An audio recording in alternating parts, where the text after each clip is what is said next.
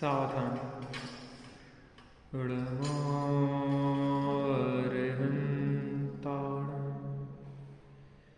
इडमो सेथाडम इडमो आयरियाडम इडमो वज्झायाडम इडमो लुईसवसाडम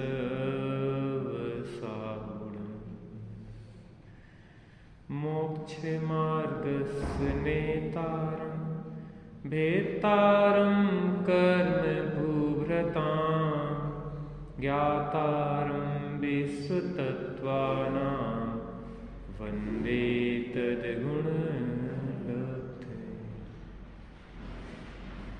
राम कहानी सुनो रे राम कहानी, राम कहानी सुनो रे राम कहानी।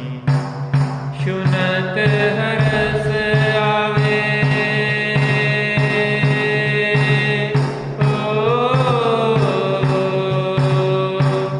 सुनत हरस आवे वीरा की वाणी। राम कहानी सुनो रे राम कहानी, कहानी सुनो रे राम कहानी। श्री राम जय राम जय जय राम, श्री राम जय राम जय जय राम, श्री राम जय राम जय जय राम, श्री राम जय राम जय जय राम। दशरथ के राज दुलारे, कौसल्या की आंख के तारे। ओ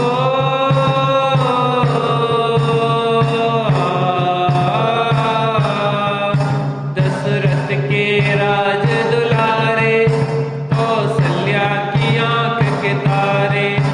वे सूर्यवंश के सूरज, वे रघुकुल के उजियारे। रवि सेन गुरुवर बोले हो, रवि सेन गुरुवर बोले अमृतमयी वाणी। कहानी सुनो रे राम कहानी, राम कहानी सुनो रे राम कहानी।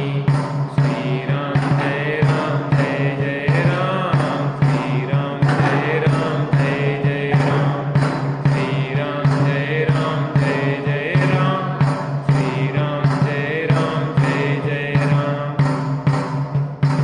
वज्र बढ़ते धनुष गढ़ करके, रघुलाए सीतावर के। ओ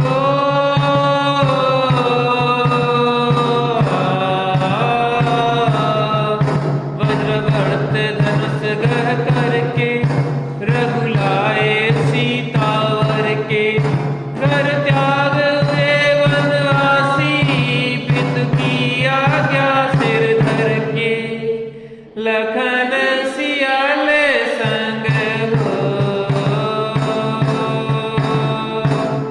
लखन सियाले संग छोड़ी राजधानी।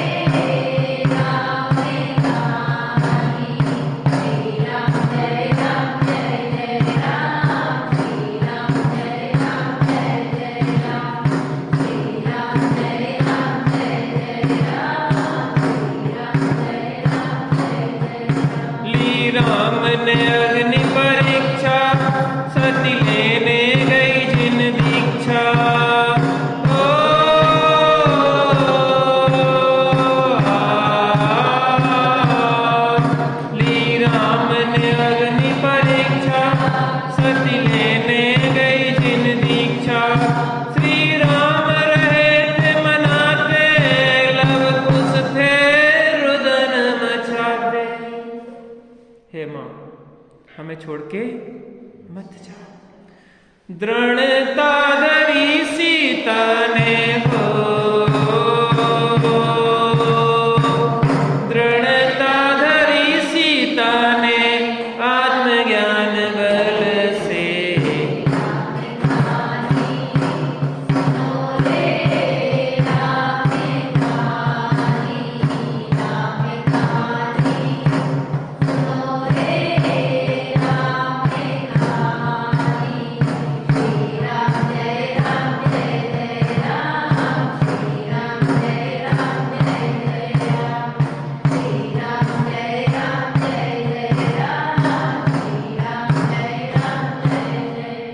बोलो बीतराग श्री रामचंद्र की, माता सीता की अग्नि परीक्षा हुई। अग्नि परीक्षा में पास हुई, अर्थात वह धधकती हुई अग्नि निर्मल जल बन गई। और रामचंद्र जी विवहल हो गए कि हे सीता, तुम्हारा राजमहल में स्वागत है, अब तो मैं कभी भी इस तरीके का कष्ट नहीं दूंगा। सीता ने कहा कि तुम कष्ट देने या ना देने वाले होते कौन? तुमने कष्ट दिया है, ये भी तुम्हारा भ्रम है, मूल तो मेरा उसमें उदय है। पापोदय में चाह व्यर्थ है, नहीं चाहने पर भी हो, और पुण्योदय में चाह व्यर्थ है, सहज पने मन वांछक। पाप के उदय में चाह व्यर्थ है, जो हम नहीं चाहते हैं प्रतिकूलताएं वह भी आती हैं। और पुण्योदय में भी चाह व्यर्थ है, जो हम नहीं चाहते हैं अनुकूलताएं वो भी आती हैं। इसलिए ये सब आपके दिए हुए नहीं है, जैसा हमारे ही पूर्व कर्म के उदय के कारण यह परिस्थिति बनी। और इस प्रकार से कह के सती सीता जंगल की ओर मुड़ गई कि 2 बार तो पराधीनता से जंगल को चुनना पड़ा, लेकिन अब मैं स्वाधीनता से जंगल को चुनती। इन कर्मों का ही नाश करना अनिवार्य है, चाहे साता का उदय हो, चाहे असाता का उदय हो, चाहे पुण्य का उदय हो, चाहे पाप का उदय हो, दोनों ही संसार में भ्रमाने वाले हैं। जैसे लोहे की बेड़ी बांधती है, वैसे ही सोने की बेड़ी भी बांधती है। इस प्रकार से शुभ अशुभ दोनों कर्म बेड़ी बांधती हैं। अब मैं उन कर्मों के अभाव की प्रक्रिया को यहाँ पे प्रारंभ करूंगी और समस्त कर्मों का अभाव करने के लिए जैनेश्वरी दीक्षा लूंगी।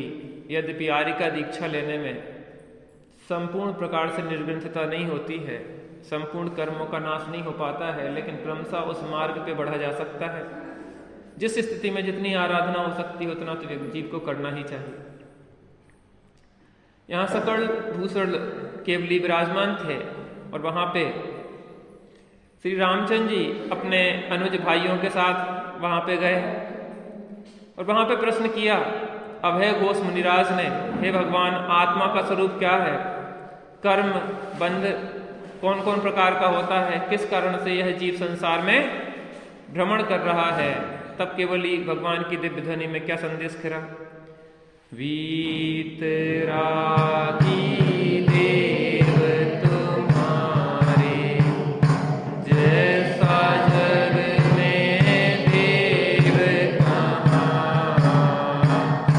वीतरागी देव तुम्हारे, जैसा जग में देव कहाँ। मार्ग बताया है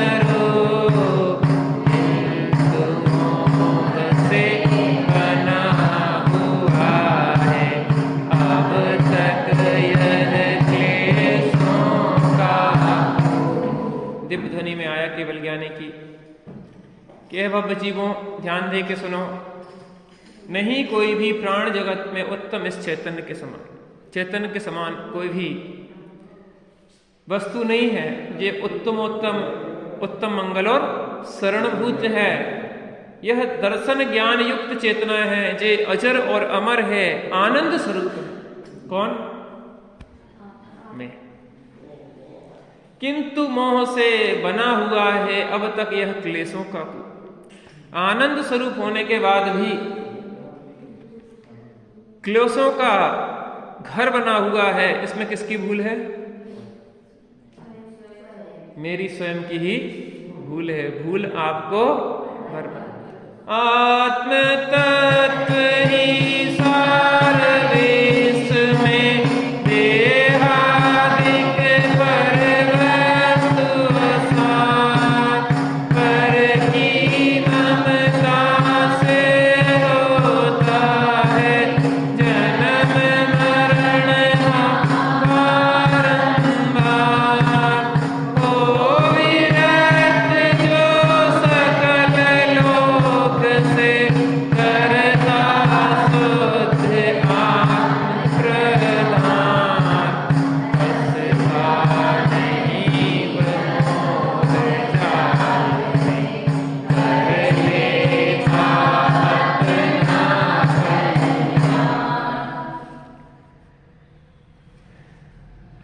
आत्म तत्व ही सार जगत में देहादिक पर वस्तु असार। कौन है सारभूत जगत में?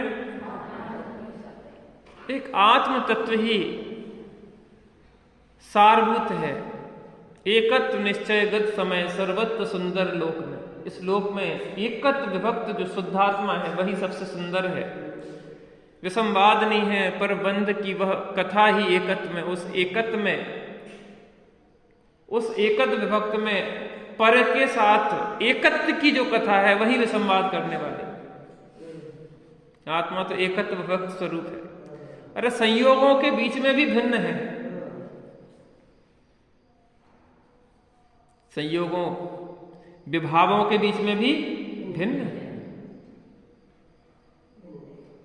गुणभेद से भी भिन्न है, पर्याय से भी पार है। वह एकत्व विभक्त स्वरूप।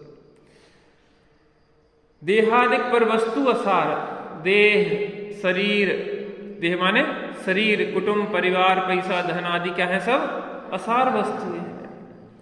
पर की ममता से होता है जन्म मरण बारंबार। इस पर शरीर संयोगों आदि की ममता से निरंतर जन्म मरण होता रहता है। हम क्यों संसार में भटक रहे हैं? क्यों भटक रहे हैं? इन शरीर संयोगों की ममता ही तो भटका रही है। जो अंतर में वासनाएं हैं हमारे, कुछ और पाने की जो वासनाएं हैं वही हमें पुनः जन्म लेने के लिए प्रेरित करती है।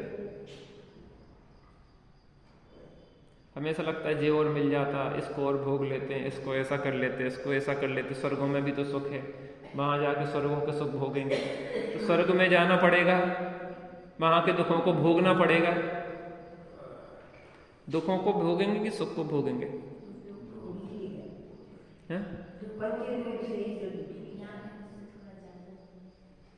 यहां से कुछ ज्यादा दुख है।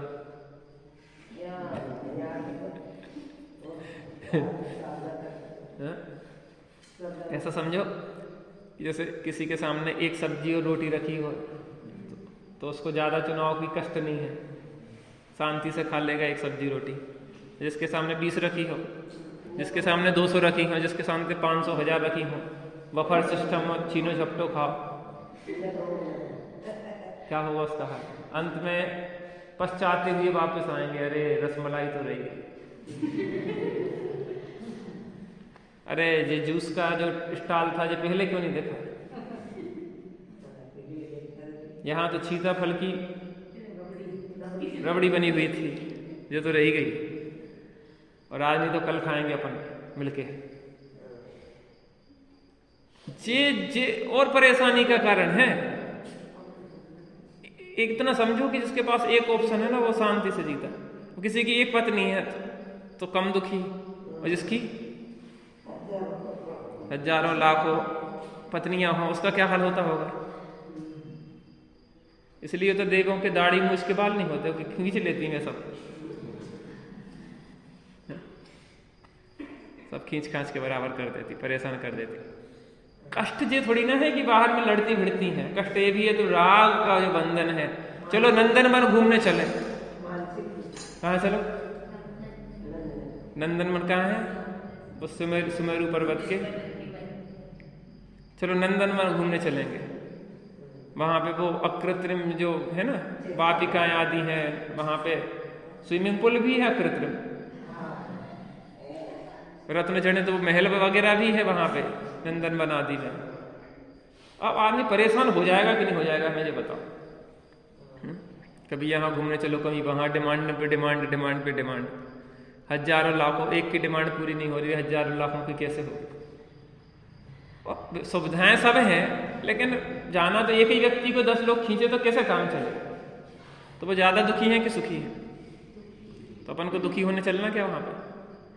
अतृप्त वासनाएं जो हैं वो हमें जन्म मरण के चक्र में घुमाती हैं। बात इतनी सी, अभी और कुछ देखने का है, अभी और कुछ भोगने का है, अभी ये भी देख लें, अभी स्वर्ग देख लें, स्वर्ग के सुख भोग लें, हम ये भोग लें, वो भोग लें। जो भोगने की जो आकांक्षा है नए नए शरीरों को धारण करवाने में निमित्त होती है हमारी। और जो तृप्त हो जाता है तो त्यागी हो जाता है, अंदर में तृप्त होता है तो फिर उसके भाव नहीं रहते, क्योंकि उसको बाहर की कोई वासनाएं नहीं है, क्योंकि वासनाएं हैं तभी तो भाव है। और एक बार सम्यक दर्शन जिसको हो जाता है उसके भाव ज्यादा रह जाते नहीं। पूर्व के जो कर्म है वो फिर जाते हैं और नए कर्म उसके जाति के बनते। हो विरक्त जो सकल लोक से करता शुद्ध आत्म प्रदान, समस्त संसार से जो विरक्त होके आत्म तत्व को प्राप्त करता है, समस्त संसार से विरक्त होके। संसार लगने लगा अब असार, निज गायक की सुधि आई।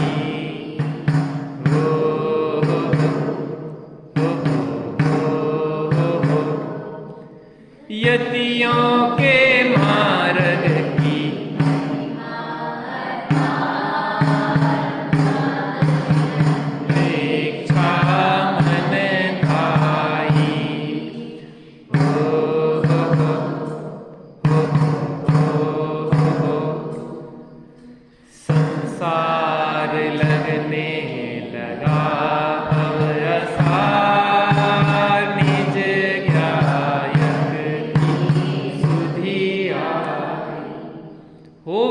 जो सकल लोक से करता शुद्ध आत्म प्रदान, जो अपने आत्मा को प्राप्त करता है समस्त लोक से विरक्त होके।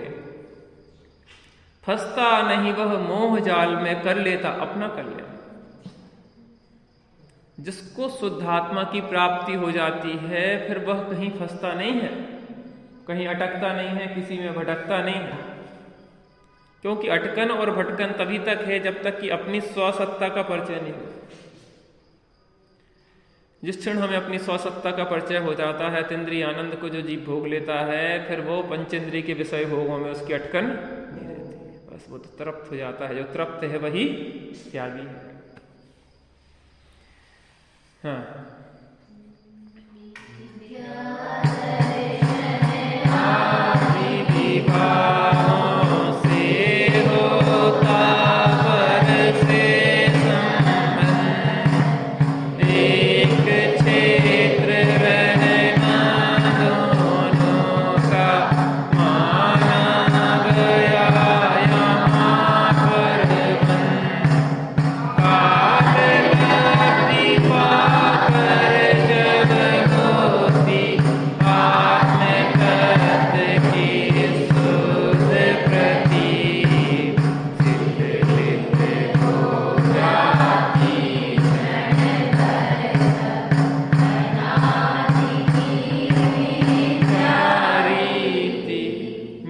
दर्शन आदि विभावों से होता पर से संबंध। पर का संबंध कराने में कौन कारण है? मिथ्या दर्शन, मिथ्या ज्ञान, मिथ्या चारित्राणी संसार मार्ग। और सम्यक दर्शन, सम्यक ज्ञान, सम्यक चारित्राणि मोक्ष मार्गा। तो संसार में जो भ्रमण का कारण है वह क्या है? मिथ्या दर्शन आदि। एक क्षेत्र रहना दोनों का माना गया परस्पर बंध। किसका एक क्षेत्र में रहना? शरीर और कर्म आदि का एक क्षेत्र अवगाह। शरीर से भी तो एक क्षेत्र अवगाह है और कर्मों से भी एक क्षेत्र अवगाह है। ये मेरा शरीर है किस नय से? अनुपचरित असद्भुत व्यवहार नय से। ये मेरे कर्म है वो भी अनुपचरित असद्भुत व्यवहार नय से। इन दोनों से एक क्षेत्र अवगाह संबंध है। किसका? इस चेतन का। तो किस कारण से? मिथ्या दर्शन आदि विभावों से होता पर से संबंध। मिथ्या दर्शन आदि आश्रय भावों से पर से जीव का संबंध होता रहता है। एक क्षेत्र में रहना दोनों का माना गया यहाँ पे बंध। टोडरमल साहब ने इसमें स्पष्टीकरण दिया है कि कोई एक दूसरे रूप नहीं हो जाते। बंधन मात्र इतना ही है कि एक क्षेत्र में रहते हैं और जब तक संबंध होता है तब तक वो उससे छूट नहीं सकते। जब तक के लिए एग्रीमेंट है, एग्रीमेंट के तहत दोनों को एक साथ रहना हो। काल लब्धि पा जब होती आत्म तत्व की शुद्ध प्रतीति। अब काल लब्धि बलते दयाल तुम दर्शन पाए भयो कुशाल मन शांत भयो मिटी सकल द्वंद चाख्यो स्वातम रस। चाख्यो स्वातम रस दुख निकल। दुख के अभाव रूप मैंने चैतन्य के आनंद के रस को चख लिया है। कब चख लिया है? काल लब्धि बलते दयाल तुम दर्शन पाए। अब काल लब्धि आ गई, आपके दर्शन पाके मैं खुशहाल हो गया हूं और मेरा मन कैसा हो गया है? शांत हो गया है और समस्त सकल द्वंद मिट गए हैं। और चाख्यो स्वातम रस। तो यहां क्या कह रहे हैं? काल लब्धि पाकर जब होती आत्म तत्व की शुद्ध प्रतीति। जब जिसकी काल लब्धि पक जाती है तो उसे शुद्ध आत्मा की प्रतीति हो जाती है। शिथिलित हो जाती क्षण भर तब अनादि की मिथ्या रीति। जो मिथ्यात्व की रीति थी भैया, बहुत पुराना संबंध है किसके साथ? मिथ्यात्व। ऐसे कैसे छोड़ दें आखिर हम इतनी लंबी पुरानी प्रीति?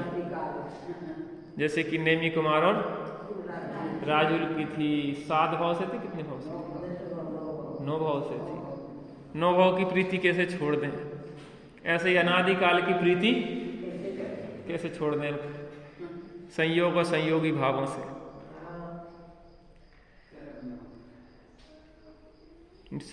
शिथिलित हो जाती क्षण भर तब अनादि की मिथ्या प्रीति। कब प्रीति शिथिलित होती है? जब काल लब्धि पाकर आत्म तत्व की शुद्ध प्रतीति हो जाती है। जो जो करता है चेतन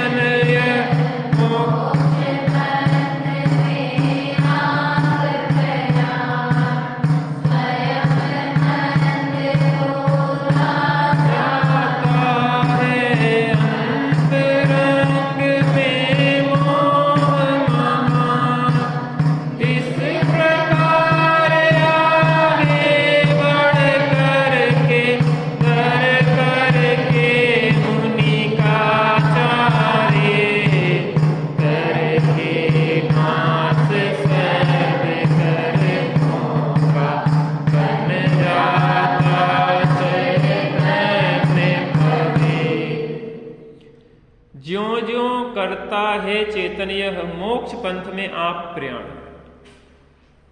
प्रयाण का मतलब होता है गमन। जैसे जैसे यह चेतन मुक्ति मार्ग में बढ़ता हुआ चला जाता है, स्वयं मंद होता जाता है अंतरंग में मोह महा। देखो जैसे हम यहां पे बैठे हैं, वहां से त्यागी जी आए, तो जैसे जैसे वो नजदीक आते जाते हैं वैसे वैसे हम अपनी सीट छोड़ना शुरू कर देते हैं, और जैसे ही वो नजदीक आते हैं हम उठ के खड़े हो जाते हैं, और फिर वो कौन बैठ जाता है? वो बैठ जाते हैं। ऐसे ही सिंहासन तो श्रद्धा के सिंहासन पे एक ही बैठेगा, या तो पर या स्व। तो ज्यों ज्यों अंदर में शुद्ध तत्व की आत्म प्रतीति होती जाती है, त्यों त्यों क्या होता है, ज्यों ज्यों करता है चेतन यह मोक्ष पंथ में आप प्रयाण, मुक्ति मार्ग में आप बढ़ता जाता है, स्वयं मंद होता जाता है अंतरंग में मोह। अनादि का जो मोह है वो क्या होता जाता है, मंद होता जाता है, मंद। इस प्रकार आगे बढ़ करके धर करके मुनि का चारित्र। देखो हर चीज का एक क्रम है इस दुनिया में। सम्यक दर्शन पाने के लिए क्या करना पड़ेगा, सबसे पहले देवशास्त्र गुरु को पहचानना पड़ेगा। सच्चे देवशास्त्र गुरु से देवगुरु के द्वारा बताए हुए जीवादि सात तत्वों का निर्णय करना होगा। जीवादि सात तत्वों का निर्णय करने के बाद उसमें स्वपर का भेद विज्ञान करना होगा, पर से भिन्न स्व की प्रतीति करनी होगी, और स्वपर का विकल्प भी खत्म करके स्व में स्थिर होना होगा। तो क्या होगा, सम्यक दर्शन। सम्यक दर्शन प्राप्त होने के बाद अंदर में वैराग आदि भावनाएं भाना होगी। वैराग आदि भावना भाने से, धर्म में उपयोग लगाने से और कसाएं मंद होगी। मंद होते होते क्या होगा, धीरे धीरे श्रावक के व्रत आदि लेने के भाव रूप स्वभाव आएंगे। उसके बाद क्या होगा, वह जीव देश चारित्र को अंगीकार करेगा। देश चारित्र को अंगीकार करने के लिए शुद्ध आत्मा की और प्रगाढ़ प्रतीति होते थे, उसके दो कसाय का भाव होगा। दो कसाय के भाव रूप 12 व्रतों आदि का पालन करते हुए और भाव विशुद्धि बनाएगा, और मंद कसाय होती जाएगी। अनंत्यानमंदी अप्रत्यख्यान गई ना, अप्रत्यख्यान कसाय का और मंदतर उदय होते होते क्या होगा, उसको महाव्रत लेने के भाव आएंगे। महाव्रतों को बुद्धिपूर्वक अंगीकार करेगा और अंतर्मुखी अभ्यास करेगा, तो वहां 3 कसाय का अभाव हो जाएगा। फिर मुनि दशा धारण करेगा, और मुनि दशा धारण करते हुए निस्वरूप की साधना करते करते क्या होगा, निस्वरूप साधन द्वारा छपक श्रेणी चढ़ेगा। 8वां, 9वां, 10वां, 11वां किसने बोला, 11वां कौन सी श्रेणी में होगा,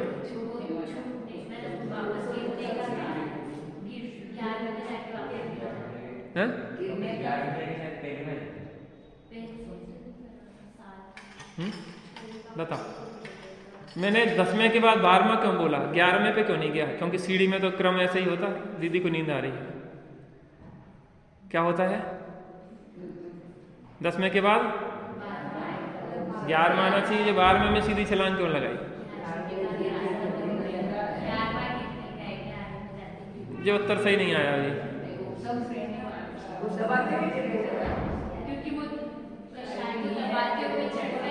उपसम श्रेणी का गुणस्थान है 11वें।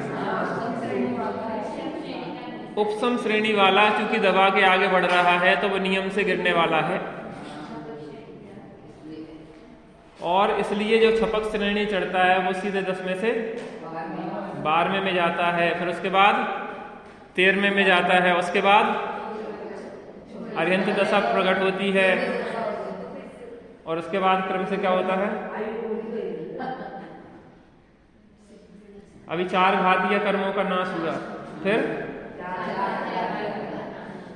फिर वो बुद्धिपूर्वक प्रयत्न करते रहते 4 अघाती कर्म, वो स्वतः ही अपने काल में अघाती कर्मों का भी नाश होता है, योग निरोध होता है, और सिद्ध दशा प्रकट होती है। तो यहाँ जी बता रहे हैं, इस प्रकार आगे बढ़ करके धर करके मुनि का चारित्र करके नाश सर्व कर्मों का बन जाता चैतन्य पवित्र। स्वभाव से सिद्ध स्वभावी तो हर जीव है, लेकिन वह जीव जो निस्वभाव साधन द्वारा 4 घाती कर्मों का क्षय करके कुछ समय अर्यंत दशा में रहता है, उसके बाद क्रमशः सिद्ध दशा प्राप्त करके समस्त कर्म कलंक का अभाव कर लेता है।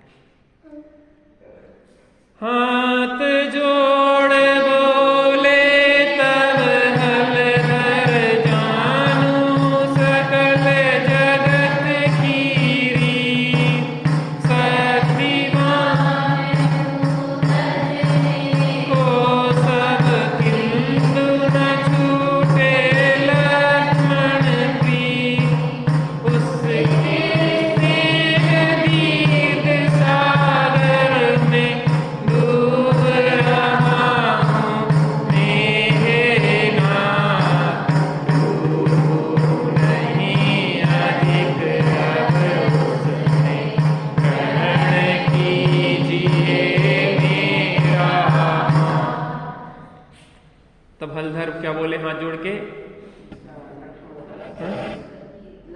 जानू सकल जगत की रीति, चूंकि 26 सम्यक दृष्टि जीव थे वो रामचंद्र जी, और यह कहते हैं कि मैं संसार की रीति को मैं जानता हूं अच्छी तरह से। शक्तिवान हूं तजने को सब किंतु न छूटे लक्ष्मण प्रीति, और मेरे में सामर्थ्य भी है, लेकिन बस एक चीज हमें परेशान करती है, वो क्या है, मुझे मेरे भाई के प्रति प्रीति बहुत है। यहां तक कि अपनी सीता से भी अधिक बढ़ के मुझे अपने भाई के प्रति प्रीति। एक बार वात्सल्य संबंधी गोष्ठी चल रही थी, पारिवारिक वात्सल्य कैसे रखें, परिवार में प्रेम कैसे हो, तो छोटे दादा उसमें बोल रहे थे, मुझे बड़ी अच्छी बात लगती है, तो कैसे परिवार में प्रेम से रहे, तो उन्होंने कहा कि जैसे राम और लक्ष्मण रहते थे। समझ में नहीं आई बात, एक नरकगामी और एक स्वर्ग मोक्षगामी।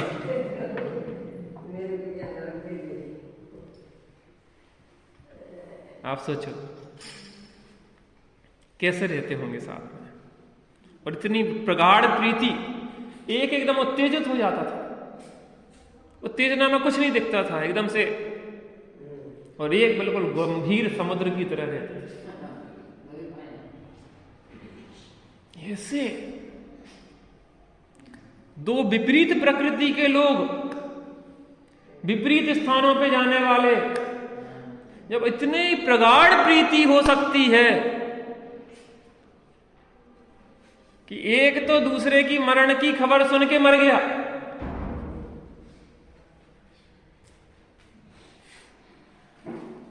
क्या होगा अभी आगे माने वाली है बात, कि वो देवगण परीक्षा लेने आएंगे कि दोनों में कैसी प्रीति है। इतनी प्रीति हमने सुना है, तो जाके लक्ष्मण से कहा कि भैया वो रामचंद्र जी तो देह परिवर्तन हो गया उनका, मर गए नहीं, किसी भी वस्तु का नाश नहीं होता। मैं रामायण में था, मुझे वो प्रसंग याद आता है कि हमारे रानीपुर में कोई शांत हो गया, तो मैंने जाके कहा कि वो मर गए, तो उन्हें तत्काल डांट दिया कि कौन मरता है, किसी द्रव्य की सत्ता का कभी नाश होता है क्या, ऐसा बोला करो कि देह परिवर्तन हो गया या शांत हो गए।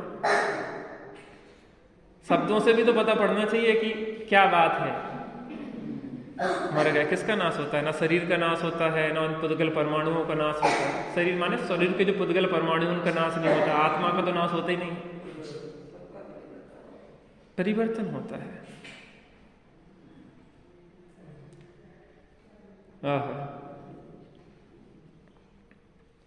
तो उनने कहा हाँ, तो एक जन तो मरण हो गया, किसका, लक्ष्मण ने जैसे ही राम के बारे में सुना, और लक्ष्मण का मरण सुन के राम इतने विवल होगा कि 6 महीने तक उनके मुर्दे को कंधे पे टांगे घूमते रहे। जब ऐसी विपरीत प्रकृति वाले लोग एक साथ रह सकते हैं, तो हम क्यों नहीं रह सकते? हम तो सब मोक्ष जाने या स्वर्ग जाने वाले हैं, अभी और क्रमशः मोक्ष जाने वाले हैं, तो हम प्रेम से क्यों नहीं रह सकते? समाज में अपन साधर्मी जन प्रेम से क्यों नहीं रह सकते? परिवार में प्रेम से क्यों नहीं रह सकते? अर्थात अवश्य रह सकते हैं, ऐसे ही विचार करके रहते।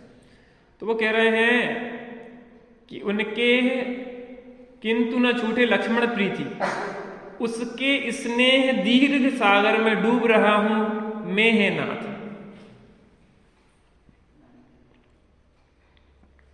किसके दीर्घ सागर में? लक्ष्मण के प्रेम रूपी दीर्घ सागर में हे नाथ मैं डूब रहा हूं। डूबू नहीं अधिक, अब इसमें ग्रहण कीजिए मेरा। अब मैं और अधिक ना डूबूं, इसलिए अब मुझे मेरा हाथ ग्रहण करके इस लक्ष्मण के स्नेह रूपी सागर से निकाल लो। बोले वे भगवान ज्ञान में करो न मन में चिंता राम, अल्प काल में तज तुम सबको प्राप्त करोगे मोक्ष स्वधाम। हरि और बल भक्त बंधु में हो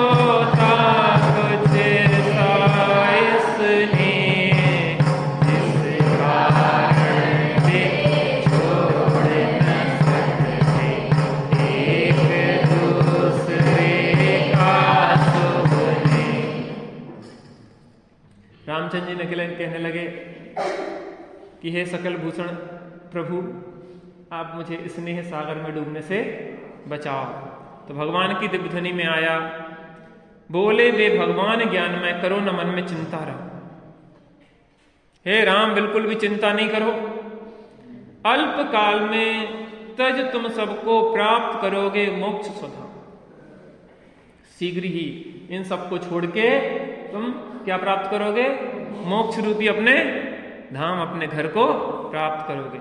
हरि और बलभद्र बंधुओं में होता कुछ ऐसा स्नेह, ये तुम्हारी ही बात नहीं है, युग युग से ये होता आया है।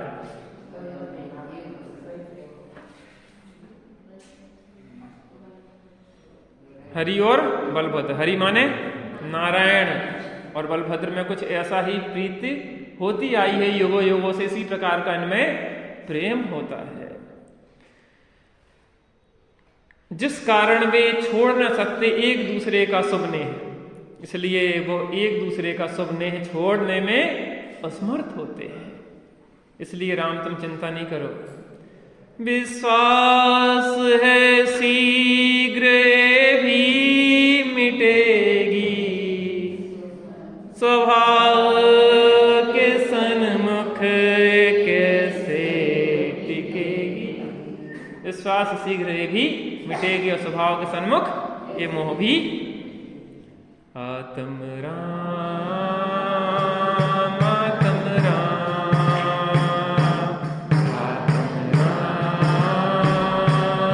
आत्म राम, तू ही है ज्ञाता दृष्टा, तू ही है,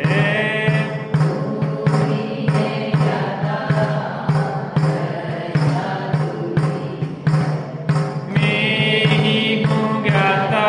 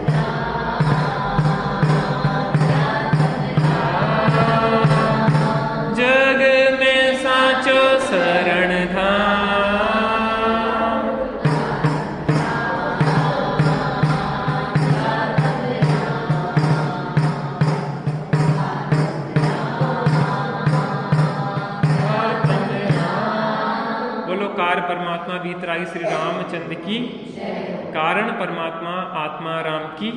हम सभी कारण परमात्मा से कार्य परमात्मा रूप परिणित हो इसी मंगलमय भावना से।